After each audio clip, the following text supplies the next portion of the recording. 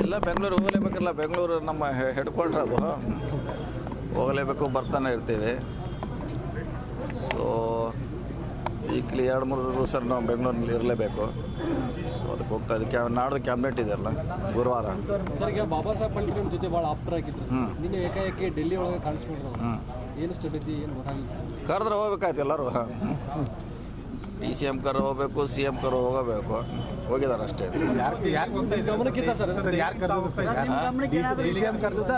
ಕರೆದಿದ್ರು ಗೊತ್ತಿದ್ದು, ನನಗೆ ಹೇಳಿದ್ರು ಅವರು ಹಿಂಗೆ ಹೋಗಿ ಕರೆದಿದ್ದಾರಂತ, ಹೋಗಿ ಬನ್ನಿ ಅಂತ ಹೇಳಿದ್ದೀವಿ. ಬಹಳ ಜನ ಶಾಸಕರು ಹೋಗಿದ್ದಾರೆ, ಬೆಳಗಾವಿ ಶಾಸಕರು. ನನಗೆ ಗೊತ್ತಿದ್ದ ನಮ್ಮವರು ಪಾಟೀಲ್ ಅವ್ರು ಹೋಗಿದ್ದಾರೆ. ನನಗೆ ಹಿಂಗೆ ಹೋಗ್ತಾ ಇದೆ ಅಂತ ಹೇಳಿದ್ರು.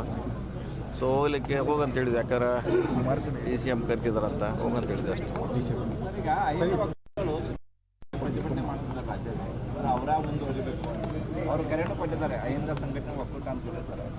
ಇಲ್ಲ, ಅದ್ರ ಬಗ್ಗೆ ನಮ್ಗೆ ಗೊತ್ತಿಲ್ಲ. ಸಂಘಟನೆಗಳ ಹೋರಾಟ ಬೇರೆ, ಯಾಕಂದ್ರೆ ಇಂಟರ್ನಲ್ ಶಾಸಕರು ಹೈಕಮಾಂಡ್ ಬೇರೆ, ಅದಕ್ಕೂ ಸಂಬಂಧ ಇರಲ್ಲ. ಇದ್ರು ಶಾಸಕರು ಪರೇಡ್ ಮಾಡ್ತಾ ಇದ್ದಾರೆ ತೆರೆಮರೆಯಲ್ಲಿ. ಶಕ್ತಿ ಪ್ರದರ್ಶನ ಯಾರು CM ಆಗಿ ಸಾಧ್ಯತೆ ಅಂತ ಇಲ್ಲ, ಹಂಗೇನಿಲ್ಲ. ನಮ್ಮ ಪಾರ್ಟಿ ಎಲ್ಲರೂ, ನಾವು ಇಂಡಿವಿಜುವಲ್ ಒಬ್ಬರೇ.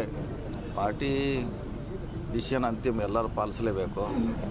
ಸೊ ಆ ಕಡೆ ಈ ಕಡೆ ಹೋಗಿರ್ಬೋದು ಎಲ್ಲರೂ. ನಾವು ಒಟ್ಟು ಕಾಂಗ್ರೆಸ್ ಹೈಕಮಾಂಡ್ ಹೇಳಿದಂಗೆ ಎಲ್ಲರೂ ಕೇಳಲೇಬೇಕಾಗುತ್ತೆ, ಕೇಳ್ತಾರೆ. ಹೇಳಿದಾರೆ, ಖರ್ಗೆಜಿ ಅವ್ರು ಹೇಳ್ಯಾರ, ನಾವು ಡೆಲ್ಲಿಗೆ ಹೋಗಿ ಅದ್ರ ಬಗ್ಗೆ ಒಂದು ತೀರ್ಮಾನ ಮಾಡ್ತೀವಿ ಅಂತ.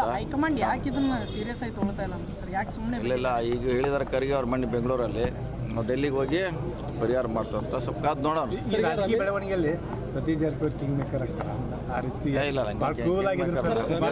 ನಿನ್ನೆ ಒಂದು ಆರೋಪ ಮಾಡಿದ್ರು ಸರ್. ಏನಂದ್ರೆ ಹುಕ್ಕೇರಿ ತಹಸೀಲ್ದಾರ್ ಒಬ್ರು ಈ ವಾಲ್ಮೀಕಿ ಬೇಡ ಸಮುದಾಯ ಎಷ್ಟಿಗೆ ಬರಲ್ಲ, ಪ್ರವರ್ಗ 1ಕ್ಕೆ ಬರ್ತದೆ ಅಂತ ಹೇಳಿ ಒಂದು ಸರ್ಟಿಫಿಕೇಟ್ ಕೊಟ್ಟಿದ್ದಾರೆ ಸರ್. ಅದು ಗೊತ್ತಿಲ್ಲ, ನೋಡೋಣ. ನಾನು ಕೇಳಿದ್ದೀನಿ, ಅದ್ರ ಬಗ್ಗೆ ಚರ್ಚೆ ಮಾಡ್ತೀನಿ. ಯಾಕಂದ್ರೆ ಅದು ಯಾವ ಆಧಾರ ಮೇಲೆ ಕೊಟ್ಟ ನನಗೆ ಗೊತ್ತಿಲ್ಲ, ಚೆಕ್ ಮಾಡ್ತೀನಿ.